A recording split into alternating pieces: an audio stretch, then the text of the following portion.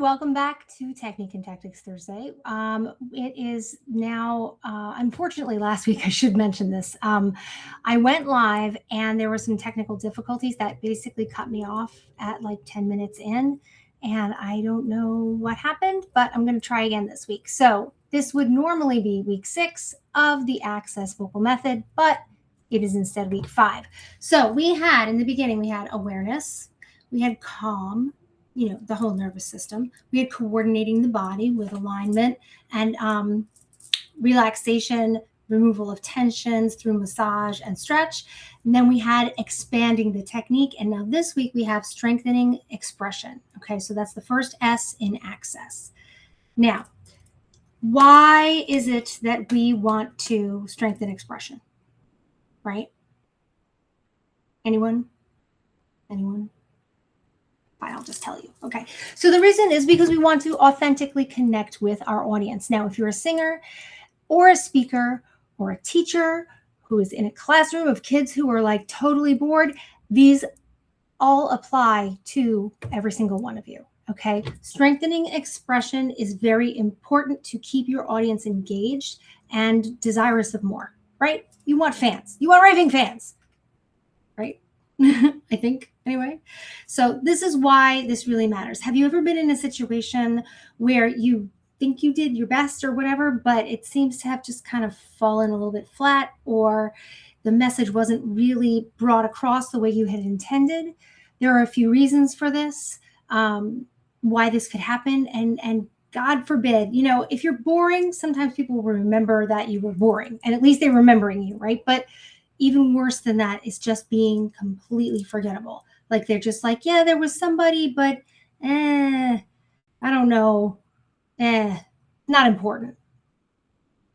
Oh my God. I would much rather bore someone to the point where they remember who I am than be completely forgettable. That's me personally. So this is where that kind of comes in.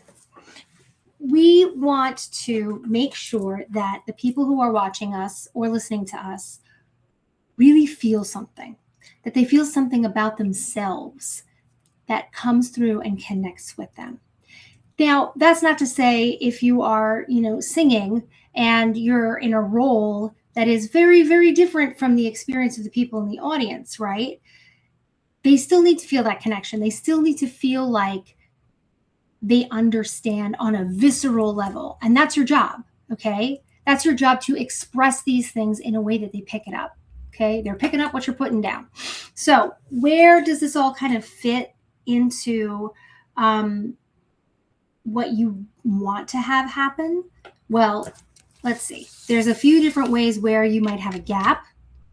Okay, and you do always want to remember that authentic expression, a real piece of you, even if you're playing another character, even if, your story, if you're a speaker or a coach or anything, even if your own story does not directly connect to those people in a way that like they have had that same personal experience, they still want to recognize the humanness in there, right? And that's your job, to make that connection so that they feel something. People don't always remember what it is you said, but they will remember what you made them feel and how you made them feel. So connection happens when expression is authentic, and authentic expression connects and creates that connection. So when we're really connected to what it is that we're saying, it very often means that they're going to be more invested in it as well. Okay? If you are not really well versed in what it is that you're talking about or singing about, you haven't done that sort of preparatory work, right? Expression can fall away. So authenticity comes from, I know what I'm saying, I know why I'm saying it, and I'm allowing you to see inside that little window for that truth, the truthfulness of why I'm saying it. That's expression. And it can reach another person, even if it's just one, then connection is made. Does this make sense? Have you ever had a time when maybe this connection didn't happen and you feel like Well, what the heck did I do wrong? It felt good to me, right? Odds are if you went back and watched it, you'd know what it was. In the moment, we sometimes are not as aware of what we could be working on. I know I've been able to be a fly on the wall in a couple of different discussions and kind of observed a few people who were very comfortable speaking about their thing, and then a few other people who were not very comfortable speaking about their thing. Even if there was a language barrier there, I mean, I can understand if English is not your first language and yet you're doing your speech in English or you're doing your spiel or whatever. I mean, as a singer who has sung in foreign languages, you best be sure I know what the heck I'm saying. Even if I don't speak the language, I make sure I have a good translation, and I make sure that as I'm memorizing it in both languages so that the words and the idioms come across the way they're supposed to, right? And if you're not a singer and you don't have that kind of training, maybe you don't realize that this is something you need to look at. Just saying. So, connection number 1, you're not connected to the song, the material you're saying. You're not connected to the subject you're teaching, right? Not everybody's going to be connected to every subject that they're talking about. But in order for your message of the talk to come across, you have to kind of like find that thread in there for yourself. Sometimes we're so busy just singing or making the sounds, the vowels, the words, that we forget that we're actually saying something. Like that there's a person who wrote it. There's a person who's standing there singing it, who's speaking these words. So to concentrate a little bit more on the singing aspect, and I will tie it into speaking in a little bit, instead of just monitoring your breath, how you're going for high notes, the vowels, the words, the placement, and mistakes that come up because they're inevitable. We are humans. We make mistakes. So rather than thinking about all of that in the moment of expression, that's why we build up, we expand the technique so that becomes more on autopilot, so we're free to do the expression, right?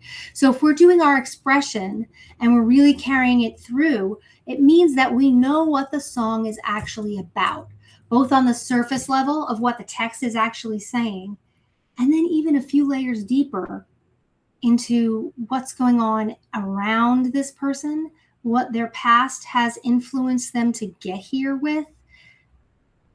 And if it's a song you wrote yourself, but it's not about your lived experience, you still have to kind of create that story. You still have to kind of know what this person is saying and where they're coming from. That is hugely important. You will not express authentically as a real character becomes a real person. You won't be able to do that if you don't find those little nuggets in there and make them come through in the subtleties of expression. So, who am I talking to?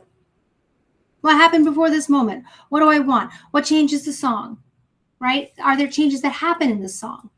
Am I going with those changes, or am I just kind of keeping everything sort of on the same emotional level, right? And actually the next thing is, why does it mean something to me? Again, like I said before, even if it's something you're teaching and you're not necessarily personally attached to ancient Mesopotamia, but you have to teach it in your 4th grade history class, because that's part of the curriculum. How do you then connect to that to make it more interesting so the kids actually want to learn it, right? That's your job. It's the same thing for a speaker. It's your job to make sure that the audience feels it. Because when you feel something, you keep it. It stays with you, right? So you don't have to have lived the story. You have not lived in ancient Mesopotamia, right? You are not necessarily a person who has experienced cancer, but here you are giving a speech about the benefits of cancer research and why we need more of it, right? You haven't had cancer. Maybe you have. Maybe you know somebody who has, and that has affected you deeply. These are the connections. This is where the authenticity comes in, right? I don't know why cancer came up. It just came to my head. So you have to find where your humanity intersects with the emotional truth of the song. Does that make sense? Yeah. Because that's where expression, authentic expression, really kind of starts. So then another part of this is hiding behind good singing or good acting or good presentation or good, all of that, right? So now we're stuck in the technical again. How am I walking across the stage? How am I pointing to the screen behind me? How am I physically behaving, right? Are you hiding behind the posturization? Is that a word, posturization? The posturing of doing the thing, right? Okay, now I'm doing the thing. Here I am doing the thing. Ta-da, I'm doing the thing. Is that connecting? No, no, it's not. It really is not. Okay, so sometimes doing the thing is what we hide behind, the technical end of things. You know, I'm trying to sound good instead of communicate something. Is my tone perfect? Is my vowel ringing? Is it carrying? Right? That's all well and good. But none of that really gets to the people, really gets to the make them feel something without the expression, without that human aspect. Oh my gosh, right? So I have some notes, so I keep looking down at them. Please forgive me. So the other piece of that is that why do we hide behind those things? You know, are we feeling anxious? So maybe we're not actually connected to the material, right? But also, or we don't really fully understand it. So we can't communicate it properly if we're in that situation. But then there's the other side of it of this hiding, right? This fear of actually sharing a piece of yourself. That's performance anxiety. What are they going to think if I do X, Y, and Z and it's not A, B, C? Right? Do I sound okay? What do they think? Was that note good enough? Oh my gosh, my breath. And we go in this sort of loop, right? That pulls us out of the moment. And if you're not in the moment and you're not in the present moment of what you're actually doing and saying and expressing, it's not going to reach. And the communication will not be there. That connection cannot be there if you're not really there, if your brain is somewhere else. So awareness, again, back at the beginning of this whole series, I started talking about awareness and self-regulation and redirecting attention, right? Coordination and technique gives us the instrument that we can trust so that we don't have to be thinking about it. So we know we just have what we need already in place to do the job, to bring the real thing forward, right? It asks you to take a certain kind of risk to be truly expressive and communicative in your performance. It's risky. And yes, I can understand being frightened of that. Absolutely, I can. I mean, I've been there. I'm less afraid now. I wouldn't say that it's completely gone. I think that there's always an aspect of, I really want this to be good for them. I really want this to be something that they take with them. But at the same time, you have to let go of that a little bit and just do the best that you can, right? You have to let yourself be seen. You can't really hide because they know it. They know you're hiding. On some level, even if it's not conscious, they know that something is being withheld from them. And the audience is greedy. They're greedy. And if you don't give them what they want, that's the end, right? It's not memorable. It's not connective. It doesn't make them feel something. So it can't be an imitation of something else. Not the I think I should sound like, or I should be doing XYZ, right? It's not this false creation of things. It's you. It's really you. Not who you think you should be, but you. Your phrasing, your interpretation, your emotional response, your voice, your expression. So another one, third one, right? So now we have connection gap number 3. You're singing at the audience instead of with them. I'm singing now. Here it is. I'm speaking now. Here it is. Class, pay attention. Do you want to pay attention when someone yells at you to pay attention? I don't. I do not. I have always had that sort of like, oh, really? Well, I'm just going to do the opposite of what you tell me then. Maybe I'm just stubborn. That's okay too. But performance is communication. And it's not a one-way transaction. They give back to you if you're aware and open and present enough to feel it. They give you back the energy that you give them. 100%. And when you connect out there with them, they're connecting with you, which then feeds the next piece, and it goes back and forth, and multiplies. Right? Have you ever felt that?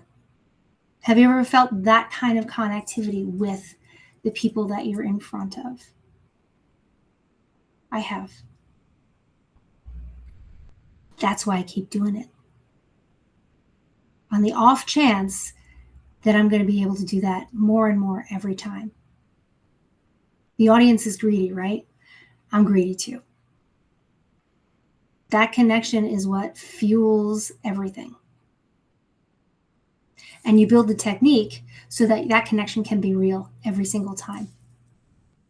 So you don't have to worry about it. It just is there.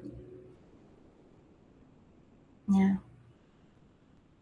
You're going to shift your attention away from how am I being perceived? What are they thinking of me? And you want it to be more, what am I giving? It's an offering unto the audience. A gift. That's why they call it a gift. You have a gift. Share it. No matter what it is. It doesn't have to be singing. It could be anything. But you definitely don't want to end up being stiff in your body, disconnecting from your body, looking over the heads of everybody. I'm not saying it's always appropriate to have eye contact with your audience, especially in a situation where there's a fourth wall. But retreating inward locks them out. Performing performance. It's a little dishonest, right? And again, they know it. So instead of, I hope they like me, maybe think of it instead as, I have something I want to share with you. And instead of, oh, I hope I impress you and you think well of me, I want you to experience this with me, together. And they're not there to evaluate you, not really. I mean, even in an audition situation, right? Yes, they are there to evaluate, or in a competition or whatever. Yes, they are there to evaluate whether or not they want you to do the thing, right? But if you connect with them, they're going to hire you. If there's something there, they're going to want you, and they're going to want it more, and they're going to want you to give it to other people too. Yeah. So, how do we strengthen expression? Right? going back really quick, your audience is not there to evaluate you, right? Like I went off on that audition tangent, but the audience itself, let's say you're already in the performance situation, you're a speaker and you have a group of people in front of you that are there to hear what you have to say. Like they signed up for this, you know, like they're there to get something. So give them something worth getting. Give them something worth receiving. And let them give back to you. It's really powerful. That exchange of energy is one of the best feelings in the world. So now I'll go on. How do we strengthen expression? Well, you develop your interpretation way before you go out on that stage. Okay? You practice it. You have to work with lyrics as language, not just as tied to pitch, right? You understand the story, the emotional shifts, who you're speaking to, if there's another person, directly, right? Maybe you're speaking to your past self. Well, who was your past self? And why do they need to hear what it is that you're saying now? Right? You have to make intentional choices about phrasing, dynamics, color, articulation, timing, and emphasis. Even if you're not singing, phrasing, dynamics, color, articulation, timing, and emphasis really play into every kind of expression you make with your voice.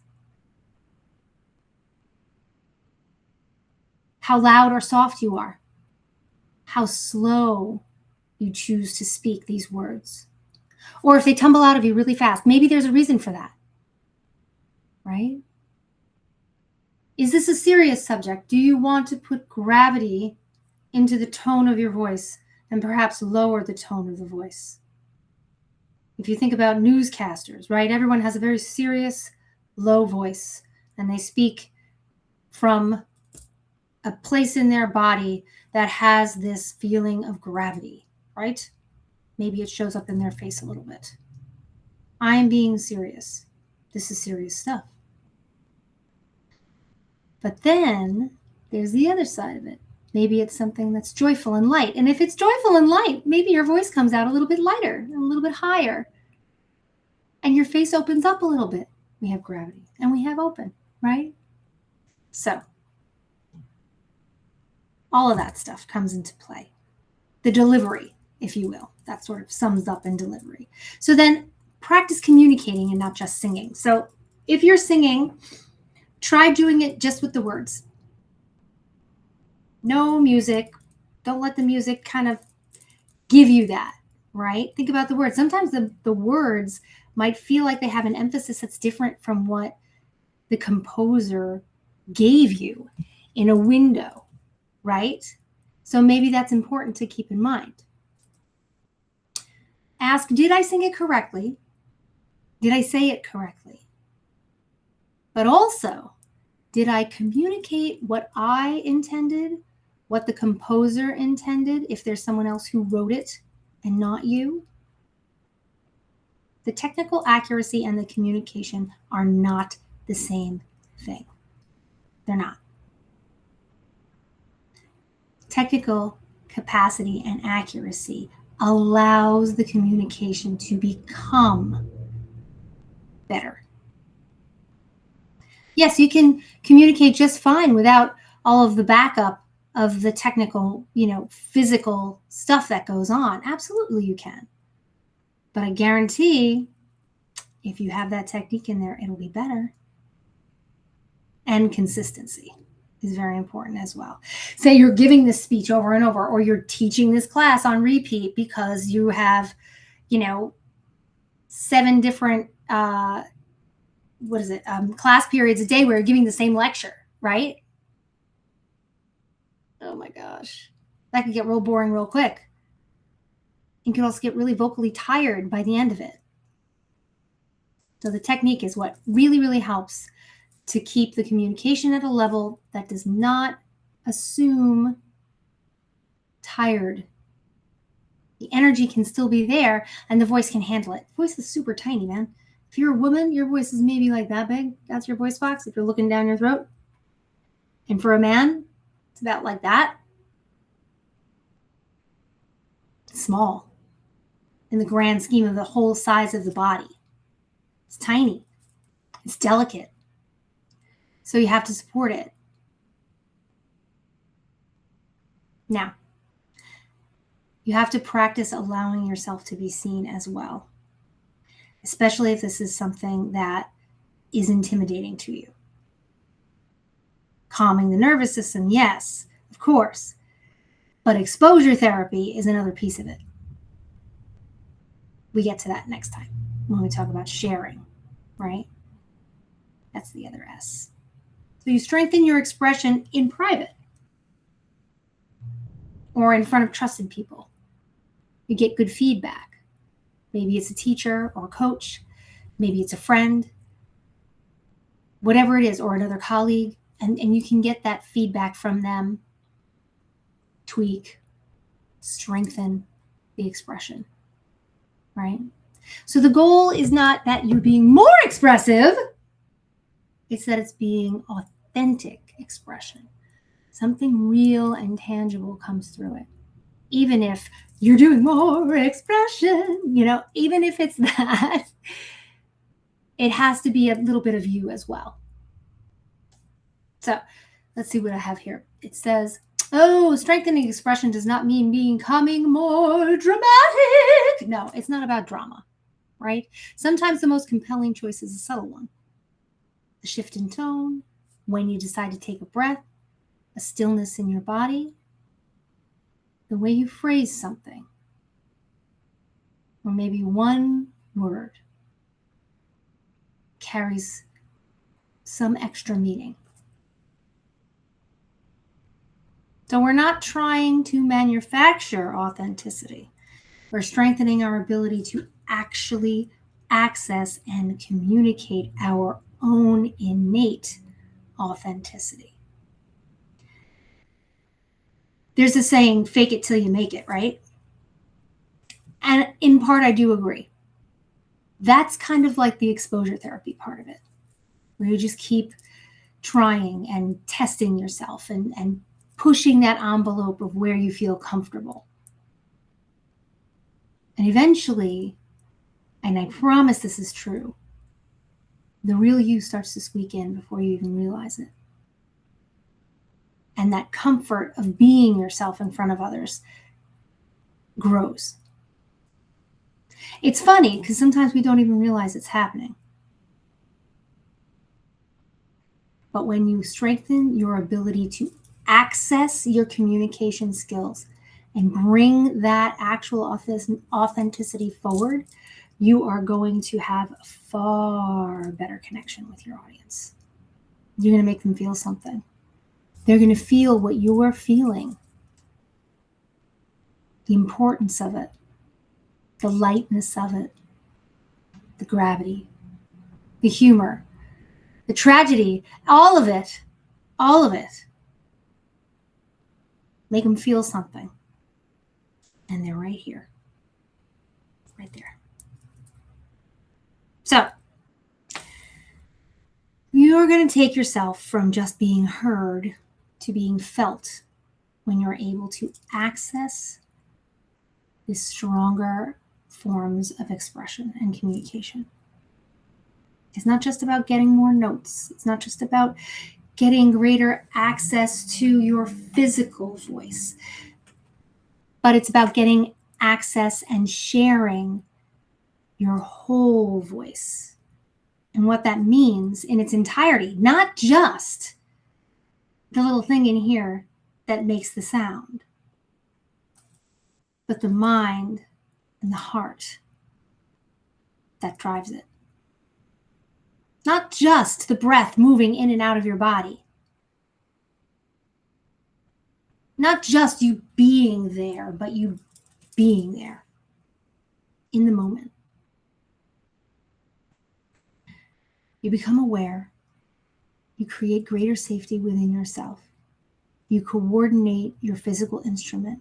And you expand what it can do. Where it is already, it's great. But now we build some skills that make it even better, right? And then we use all of that together to really communicate something real, that people can take and feel for themselves. Like I said earlier, make them feel something and they will never, ever forget you. They might not remember exactly what you did. They might not remember the song you sang, but oh, it was so much fun. Or, oh my God, my heart was bleeding.